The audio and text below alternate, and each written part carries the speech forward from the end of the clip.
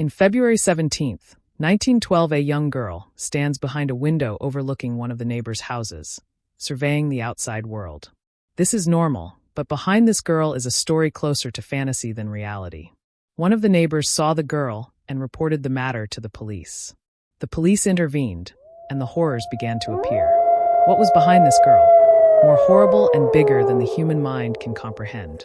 The heroine of our episode today is a woman who has been stripped of all meanings of humanity and compassion.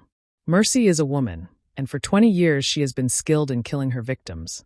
And what is worse and the greatest tragedy is that her victims had no sin or crime other than being children, and no one exaggerated their absence or disappearance.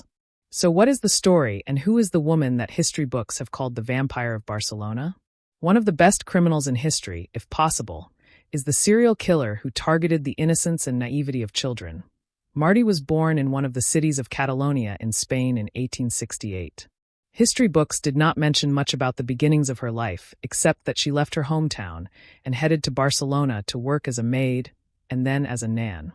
In 1895, she married a painter named Juan Bojallo, but this marriage did not last long.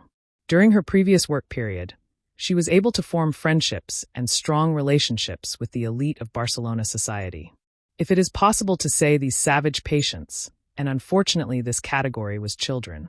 Then Enriqueta opened her own distinguished brothel and was able to gain first-class clients.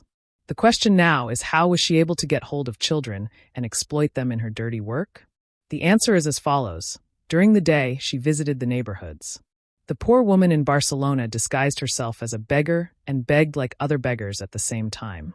The hunter's eyes were searching for her. As soon as she saw a homeless child or children without anyone, she would smuggle candy bars at them and kidnap them and take them to her own house. After bringing them to her brothel, she would begin preparing them for the dark future that awaited them. During the night, Enriqueta would visit the upscale nightlife venues in Barcelona to look for rich clients and chose them because she was able to get what they wanted. Her brothel for many years was known in the wealthy circles of Barcelona for her super powerful preparations. She then opened her own terrifying brothel, but she did not keep children for long. Her clients had a desire for change. If the children were gone, did you guess the tragedy and the great disaster? Enriqueta's preparations were all made from the remains of her child victims. As you have heard, I was a professional at first kidnapping children with the aim of killing them and using their remains in her strange sorcery. Later, after opening her brothel, she would get rid of the children who were no longer of any use by killing them and using their remains in her terrifying sorcery. According to what this monster woman spread, drinking water children contributed greatly to the treatment of tuberculosis, which was widespread at that time and caused fear and panic among the people of Barcelona. Not only that, women were offering cosmetics, ointments, creams, and compresses, claiming that they had the ability to fight aging and prolong life. The disaster is that the rich were rushing to buy these preparations at exorbitant prices, forgetting or perhaps ignoring that what they were using was my blood, bones, hair, and tender. The police stormed her apartment in Barcelona and arrested her while she was in the company of a young man from a secret family on charges of using children in sexual acts. And her brothel, but thanks to her important connections, she was never tried and was released to return to her atrocities and kidnap children again. In the 3 years that Enriqueta was released, more children disappeared, aged between 8 and 15. A year, but because they were poor and homeless, no one cared about their absence, and the police investigations into their disappearance were below the minimum.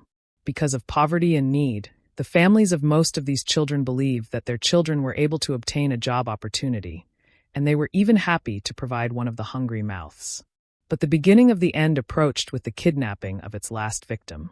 On the 10th of February 1912, she kidnapped a girl from the street, thinking she was homeless.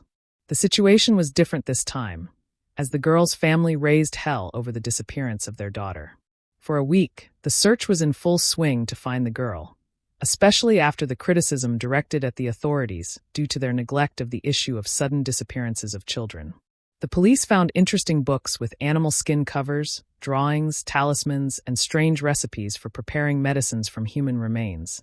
The police found human remains on the walls and false ceilings, in addition to containers filled with human remains, similar to those they had found previously. In the garden of one of the houses, The police found the skull of a child whose age was determined by forensics to be 3 years old. Enriqueta Martí was registered, so there is no escape from denying the atrocities. Which was found and discovered, and during the period of her detention awaiting her trial, she tried to commit suicide by cutting the arteries in her hands, but she was saved at the last moment. Public opinion, in contrast, demanded that the authorities take the utmost measures to prevent her from committing suicide, as the people were awaiting her trial and execution in public, and in the most hideous ways, revenge for her own actions against innocent childhood, and indeed the authorities placed her under strict protection. But it seems that fate had another opinion regarding the girl who was not put on trial and did not receive her final verdict, as she died a year and 3 months after her arrest, and the method was by hanging at the hands of her cellmates and in front of the other inmates. Many theories have come out to justify this execution. Some said that the prisoners could not bear what she did, so we took revenge for the lives of innocent children. Others thought that the matter was to prove power and authority in the prison. However, the prevailing opinion, which was included in the newspapers and journals, and you know it, is that the prisoners were paid to kill Enriqueta, and the financiers were, of course, clients. Enriqueta, the owners of souls, and the reason I think is clear, was prevented from opening the disgusting details of them and their vile desires. The police report, and with the aim of silencing public opinion, listed the cause of death as bladder cancer, so that the death of Enriqueta Martí, the vampire of Barcelona, was officially announced on the 12th of May of the year 1913, and thus the curtain was drawn on one of the most horrific crimes of the era, without specifying the actual number of victims of this serial killer, who continued to hunt her prey and excel in torturing and killing them for 20 years.